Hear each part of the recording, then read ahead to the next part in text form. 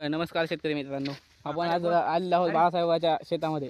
तर शेतामध्ये येण्याचं कारण असं की ऊसाबद्दल माहिती घेण्यासाठी. तर बाळासाहेबाला विचारू शेतीबद्दल माहिती. असा पुढे घे तसं नको मग हा, बाळासाहेब शेतीबद्दल. आपण ऊसाशिवाय काय सांगू शकता? ऊसाची शेती बाया, कशी? ऊसाशिवाय शेतीच नाही.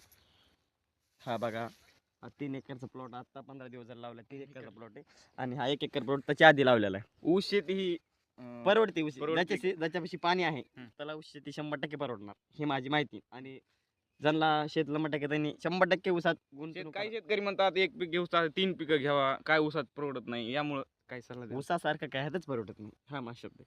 तुम्ही काय करता, पावटे करता, घेवडा करता, काहीच उपयोग नाही. ऊस कसा नंबर 1 आलेला बघा. आणि ऊसाबाबतीत आपला हात कोणी धरू शकत नाही. बाळासाहेब एक युवक शेतकरी आहेत, त्यांच्याकडून मार्गदर्शन घ्या. धन्यवाद. बाळासाहेबांनी अशी नंबर 1 अशी माहिती दिलेली आहे, तरी त्यांचा धन्यवाद. आणि शेतकरी बंधूंसाठी माहिती बोलत झाली असेल हे धन्यवाद शेतकऱ्यांनी आपला हरभरे बाळासाहेब या तुम्ही लक्षात घ्यावे.